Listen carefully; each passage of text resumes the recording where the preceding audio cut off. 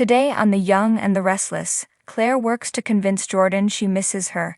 Adam guesses Billy's agenda, and Chelsea gives Adam her answer about moving in. All products and services featured are independently chosen by editors. However, Soaps.com may receive a commission on orders placed through its retail links, and the retailer may receive certain auditable data for accounting purposes. At Society, Adam orders a scotch just as Sally walks in. He waves her over and she joins him after pausing. He notes she had to think about whether she'd stay. He wonders if she'd have walked away if he hadn't seen her. She says they'll never know. Adam thinks they already do. He asks if she'll ever see him and not feel she has to turn away. Sally honestly doesn't know. It's complicated and there's no way to predict if it will always feel that way. They'll have to wait and see. Adam tells Sally it's not her job to fix the situation he caused. He asks if he should leave. Sally says it's not like that. Adam grumbles about screwing up. Sally says what happened between him and Chelsea wasn't a complete mistake or a drunken accident. There's history there and a lot of love. Adam says they had history and love, and a child he thinks about every day. Sally tells him Ava will always be in their hearts, but they are done. He and Chelsea will give their relationship another chance. Adam says they did that over and over, but it never worked. He complains about her pushing him toward Chelsea, and says he wanted it to work with Sally. She wonders if he's asking if she wishes things were different. Sally tells Adam that he and Chelsea should be together for Connor's sake. Why are you fighting the one thing that can make you all happy? Adam says he has accepted that things are over between him and Sally. No one should hold her back, she deserves whatever she wants. Sally says she's getting there.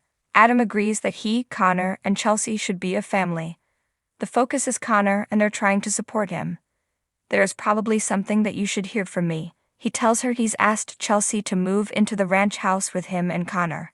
He asks about her and Billy, but she isn't up for discussing it with him. Adam asks about work. She says it's wonderful and busy. Billy and I are both driven and focused. She has her passions and obsessions, and he has his. Adam asks what obsession Billy has now. At Crimson Lights, Chelsea runs into Billy and thanks him for texting with Connor. Billy says he's his buddy. She asks how he's been since she saw him earlier. Billy thought about her advice to let go of the Victor and Chancellor thing. It's good advice. She's so glad. Billy clarifies that it's probably the right thing to do, but unfortunately, he can't follow it. He's unable to walk away from Catherine's company and the satisfaction of watching Victor's face when he knows he's lost. Billy won't stop until he's won. I have it handled. Chelsea admires his confidence. Billy senses she has a lot on her plate. Chelsea says it's a long story. He sees she doesn't want to tell him. Okay, now you have to tell me. Chelsea tells Billy it's not a good topic for them, so he guesses it's about Adam. She says he's moving to the old ranch house, so Connor will be spending half his time there as well. They've asked her to move in. Billy makes a face and she says, I knew it. Billy asks how Connor feels about it. She says he wants her there and she can understand that. Chelsea feels weird talking to him about this. Billy admits it makes sense for Connor to have his parents under the same roof. She hasn't said yes yet, but she plans to. Billy appreciates not having to find out from Adam with his smug smile. He asks her to be careful. Adam will manipulate her before she unpacks her bags. He's going to milk this. He'll slip an engagement ring on her finger while she's sleeping and send out invitations.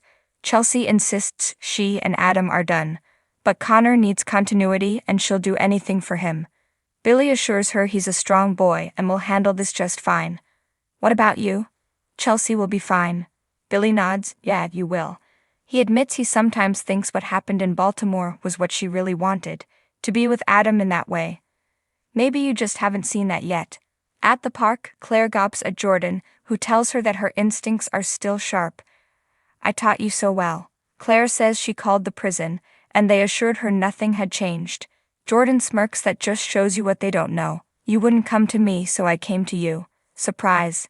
Claire asks, how are you here? Jordan says no prison can hold her. Someone else is getting her 3 hots and a cot. Claire muses that it's been so long since they've seen each other.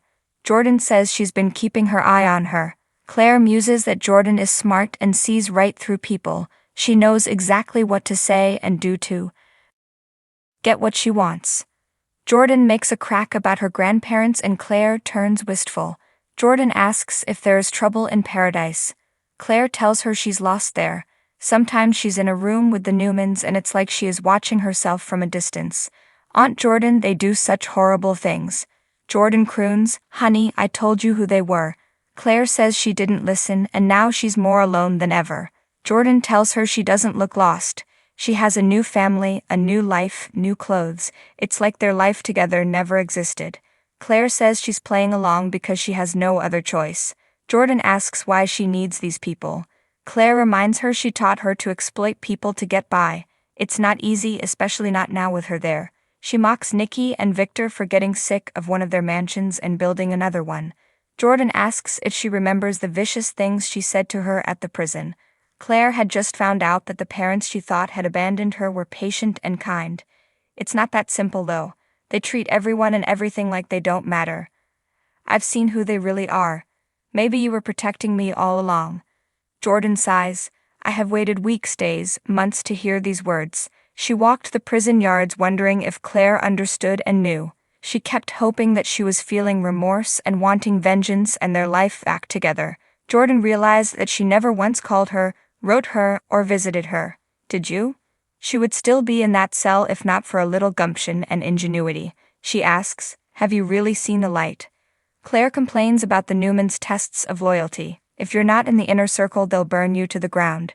Jordan asks if she'll run off and put out an APB on her. Claire won't let them hunt her. Who knows what Victor would do? He's a sick bastard. You're the only person I ever should have trusted. Claire tells Jordan, you can trust me too. Claire assures Jordan she's not trying to trap her. Why would she come there alone?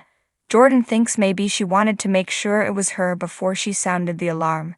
Claire says, or when I saw you, I realized I'd been waiting for this. She asks what Jordan meant when she said she came back for her. Jordan says she may have come back for her child, for a second chance. Claire thinks she may have come to make her pay for abandoning her. Which one is it?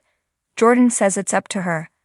At Society, Adam guesses that Billy's passion is Chancellor and asks Sally if he's planning to go after Victor, or maybe him and Newman Media.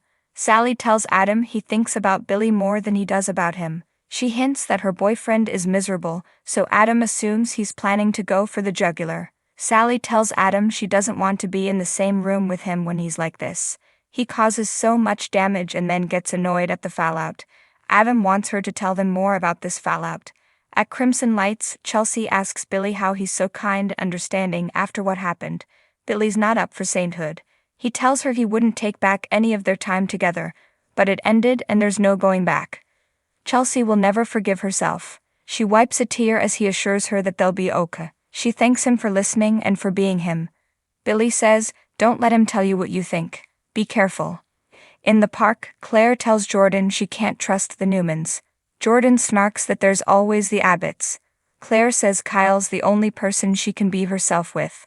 He knows the Newmans aren't perfect. Jordan thinks that sounds like love. Claire says they're not there yet, and she doesn't even know if that's possible. She was the nanny. Is she even worthy of being with an Abbott? Jordan gasps, good God. She reminds Claire that Cole crossed the pond to be her girl dad. So tell me how you don't fit in with Victoria and Cole. Sally arrives at the coffee house to meet Billy after Chelsea's gone. They kiss and embrace. He asks if she's okay. She says, sure, but admits she ran into Adam. Billy guesses he was his usual charming self. Sally sighs. It's just awkward. She reveals he started asking questions about them. Sally admits she dropped her guard for 1 second, and he started speculating about Billy's plans. Billy's not surprised. Sally says Adam thinks Billy is going after him and Victor. Billy snarks, all roads lead to Adam. Sally's sure her ex will try and confront Billy now, and she's sorry about that. Sally hopes Billy's not upset with her. He's not. If Adam thinks he's coming after him, then so be it. He won't lie to her, and she doesn't have to second-guess what he says. Sally says it helps to hear that. Billy thinks he should let Adam sweat. Sally knows Billy won't back down. She thinks it's better if she doesn't know his plan. Billy will only say the only way to get to the big man is through his family. Chelsea meets